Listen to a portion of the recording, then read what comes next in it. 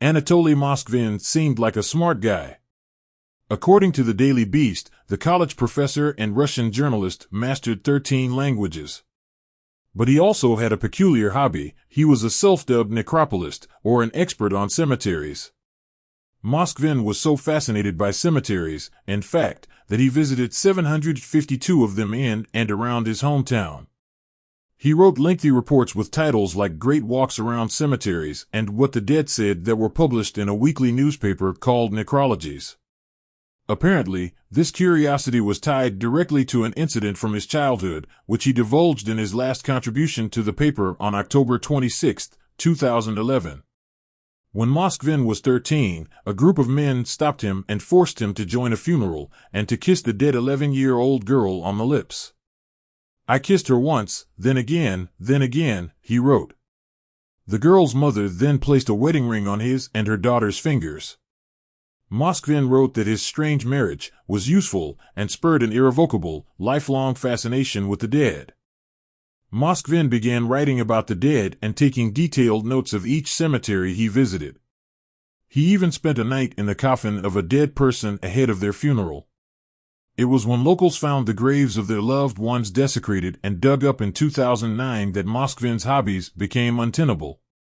The Russian government had no leads, but they were sure extremists were to blame. Until 2011, nobody had any inkling who the culprit in this bizarre horror story was. But when police heard that Muslim graves were being desecrated in Nizhny Novgorod following a terrorist attack at Moscow's Domodedovo airport, they finally caught a break. They found Moskvin painting over the pictures of dead Muslims.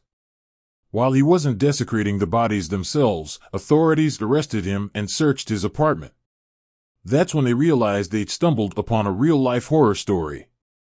Countless life-size dolls littered the apartment, which Moskvin shared with his parents.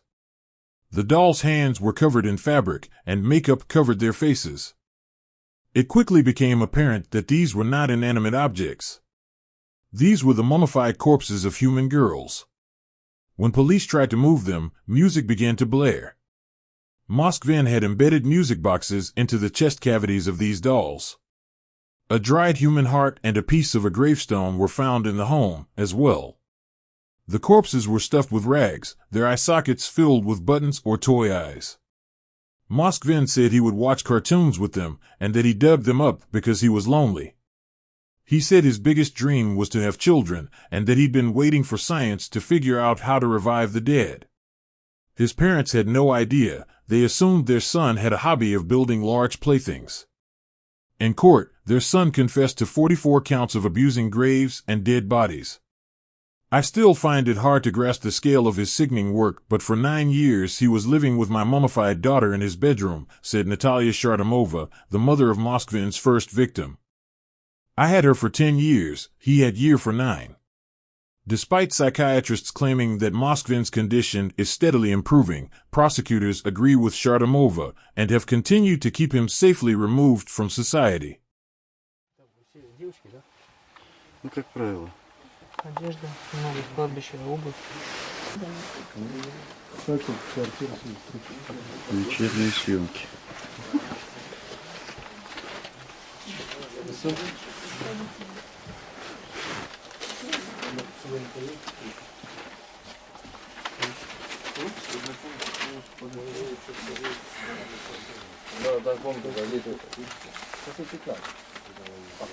Ну, тут чуть-чуть. Вот, стадик.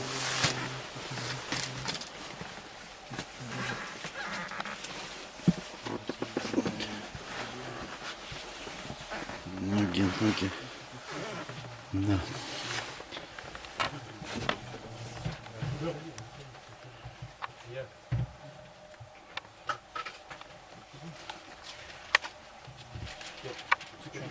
Кто делал? А? Он сам.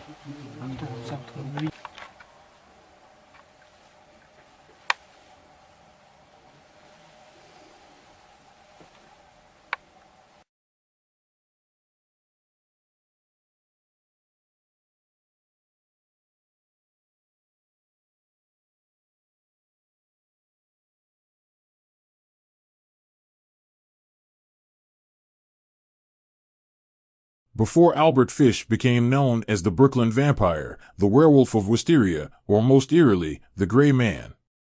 He was born on May 19, 1870, into a family plagued by mental illness and was promptly dumped in a New York orphanage. The caretakers routinely beat children and encouraged violence among them. This is where Fish began associating pain with pleasure, which later included sexual gratification. After his mother became self-sufficient again and finally removed Fish from the orphanage in 1880, he began beating himself. Soon enough, Fish was introduced to urolagnia and coprophagia by a telegraph boy. In simpler terms, he began eating and drinking his own waste. According to ThoughtCo, this sexual punishment, of sorts, later evolved into shoving needles into his groin and stomach while flagellating himself with a nail-ridden paddle. When 20-year-old Fish moved to the big city in 1890, his crimes against children firmly took hold. He worked as a prostitute and regularly lured children from their homes to torture, rape, and kill them.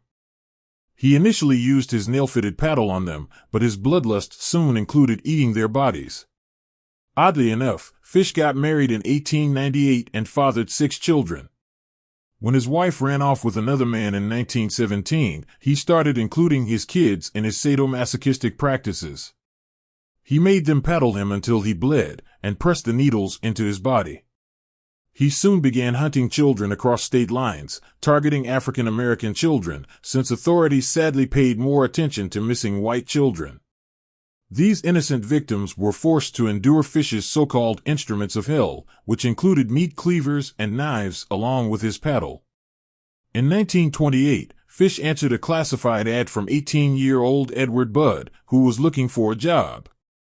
This meeting set a series of events in motion that, years later, would lead to his arrest.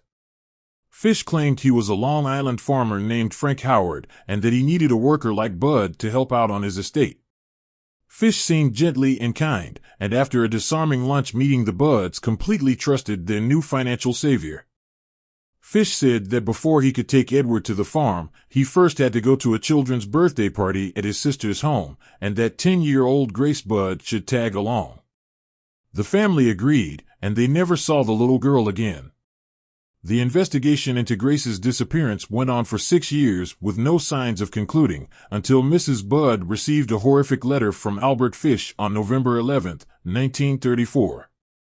It detailed the killing and cannibalism of her daughter, with the writer explaining he stripped her, strangled her, dismembered her, and ate her in an empty house in Worcester, New York. The police traced the letter's paper and quickly found their suspect in a flophouse. Albert Fish confessed to the murder of Grace Budd and hundreds more as he smiled and recounted how he'd killed them.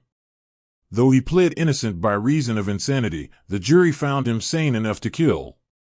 He was electrocuted at Sing Sing prison on January 16, 1936, bringing an end to this horror story of murder and depravity.